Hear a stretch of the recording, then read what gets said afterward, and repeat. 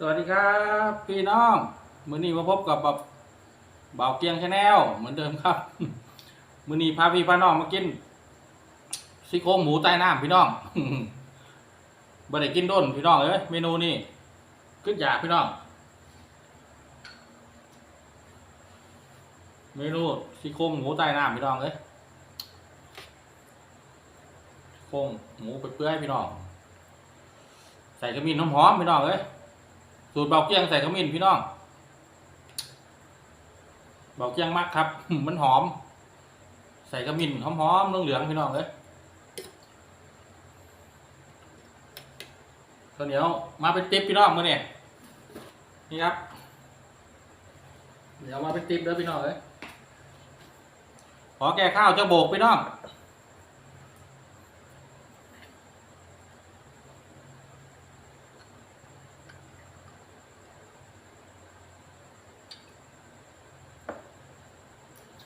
มาแซ่บๆมันเบาเกี้ยงเด้อพี่น้องสำหรับเบาเกี้ยงไม่ต้องเบาหลายครับจวด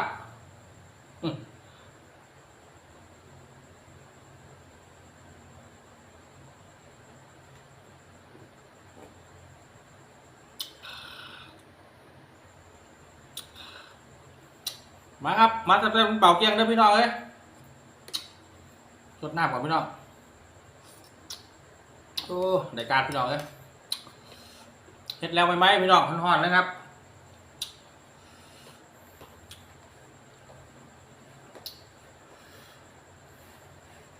มาพี่น้องโอ้ข้าวเหนียวใหม่พี่น้องยังเหนียว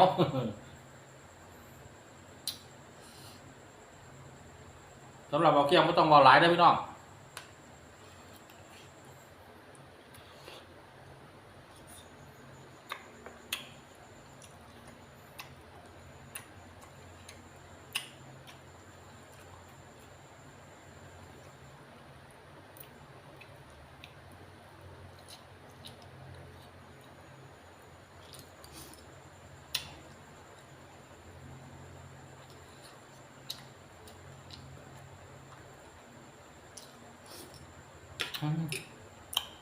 ขอทาเป็นเลือดพี่น้องเอ้ย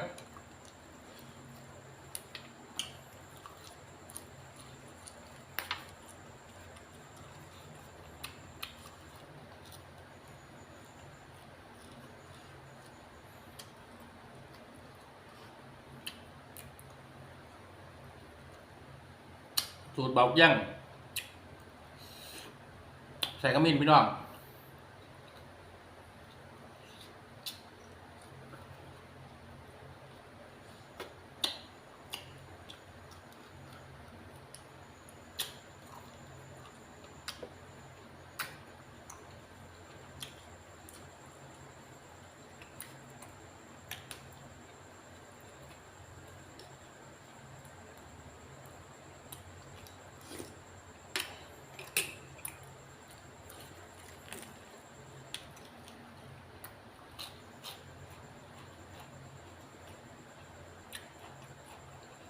รุ่นดอดพี่น้องเอ้ย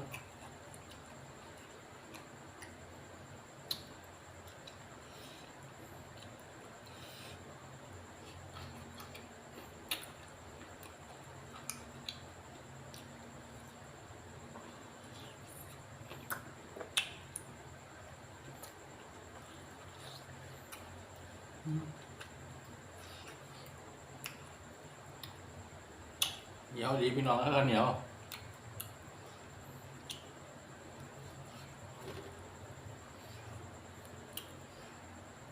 โอ้ได้การพี่น้องเอ้ยมาแล้วครับมาแซ่บๆมันเบาเกี้ยงแล้วพี่น้อง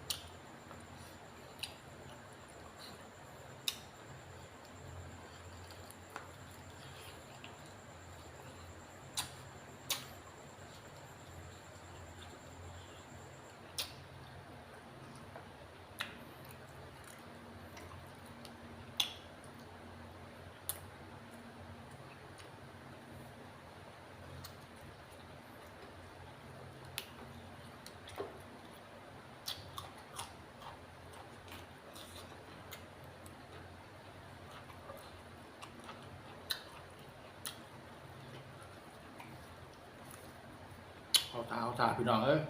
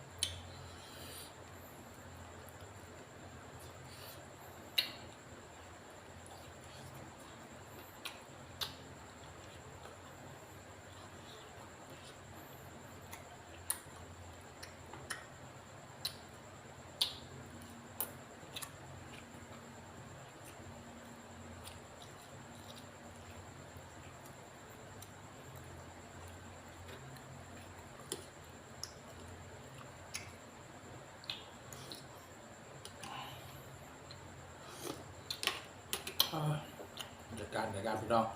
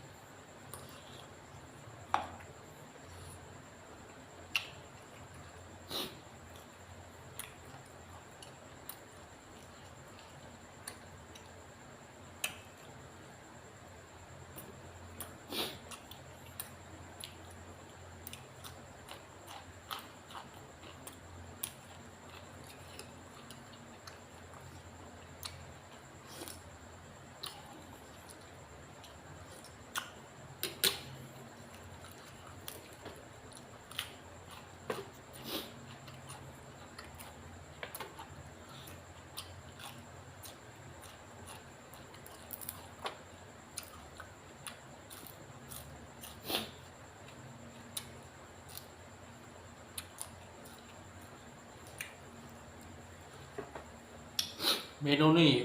ผู้ใดไม่เคยลองเด้อพี่น้องรายการนี้พี่น้อง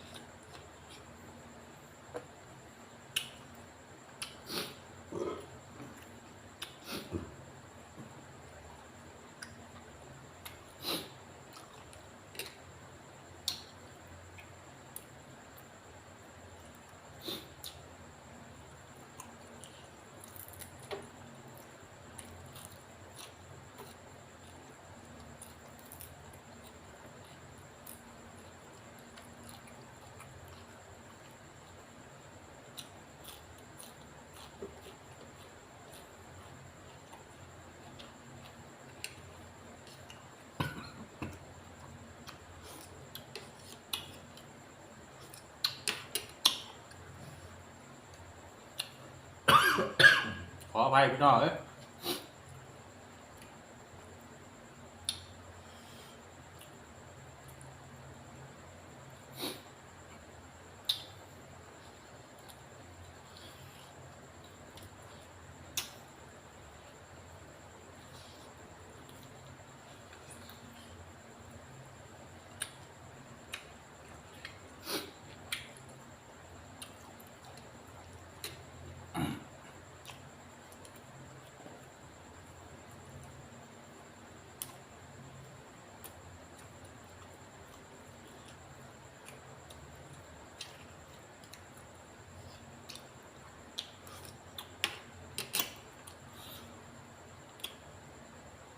สำหรับคลิปนี้ขอฝากไว้เท่านี้แล้วพี่น้องขอบคุณครับ